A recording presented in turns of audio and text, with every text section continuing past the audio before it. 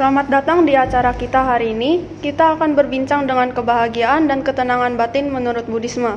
Pertanyaan pertama, bagaimana sebenarnya Buddhisme mendefinisikan kebahagiaan? Apakah sama dengan pandangan umum yang mengaitkan kebahagiaan dengan harta atau kesuksesan?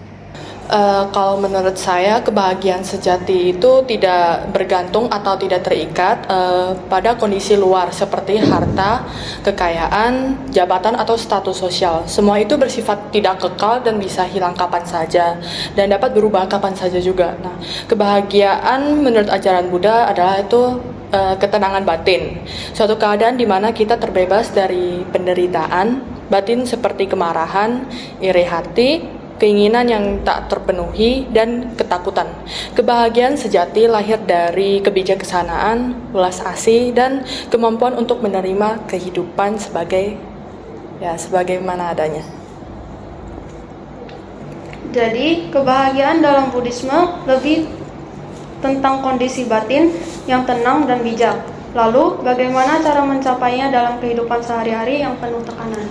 Menurut saya kuncinya itu adalah kesadaran, hadir sepenuhnya di saat ini tanpa terbawa oleh masa lalu atau kekhawatiran akan masa depan. Ini bisa dimulai dengan hal-hal yang sederhana seperti bernafas dengan sadar, memperhatikan apa yang kita rasakan tanpa langsung bereaksi, dan menjaga batin kita sendiri.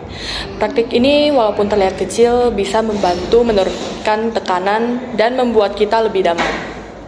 Sering dengar meditasi adalah salah satu cara utama dalam Buddhisme untuk mencapai ketenangan. Tapi secara konkret, bagaimana meditasi bisa membantu kita mengatasi stres atau kecemasan? Sebenarnya meditasi bisa melatih kita untuk mengenali isi pikiran dan perasaan kita tanpa terhanyut ke dalamnya. Saat kita duduk dalam keheningan dan mengamati napas atau pikiran yang muncul, kita belajar bahwa stres dan kecemasan hanyalah gelombang yang lewat. Dengan latihan rutin, pikiran menjadi lebih stabil, emosi lebih terkontrol, dan kita lebih mudah kembali ke pusat ketenangan kita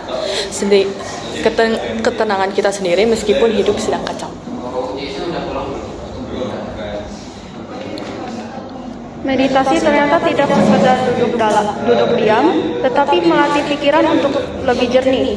Tapi, mengapa Buddhisme yakin bahwa pelepasan dan meditasi itu efektif? Apa filosofi dasarnya?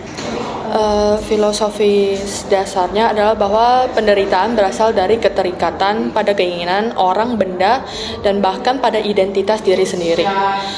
Saat kita bermeditasi, kita berlatih melepaskan keterikatan itu dan kita tidak menolak pengalaman hidup. Tapi kita tidak lagi diperbudak oleh hasrat dan penolakan. Dari pelepasan inilah lahir kebebasan batin. Inilah yang membuat meditasi menjadi jalan pembebasan dalam Buddhisme. Dalam Buddhisme, ada konsep anicca atau ketidakkekalan. Bisakah dijelaskan apa itu anicca dan bagaimana kita bisa menerapkannya dalam kehidupan sehari-hari kita? Anicca itu berarti semua hal di dunia ini itu tidak kekal. Maksudnya itu segala yang ada di dunia ini itu bakal hilang, jadi tidak seterusnya bersama kita. Nah, seperti perasaan, situasi, hubungan, bahkan hidup itu sendiri. Saat kita menyadari bahwa segala hal akan berubah, kita belajar untuk tidak terlalu melekat atau terikat dengannya. Misalnya saat kita sedih, kita tahu itu pun akan berlalu. Saat kita bahagia, kita menikmatinya dan tanpa takut akan kehilangan. Memahami anicca mengajarkan kita untuk hidup lebih ringan dan tidak terlalu terbebani oleh hal-hal yang akan berubah. Jadi, dengan memahami bahwa segala sesuatu termasuk emosi dan masalah bersifat sementara, kita bisa lebih tenang menghadapi hidup. Ini sangat relevan di era yang serba tidak pasti seperti sekarang.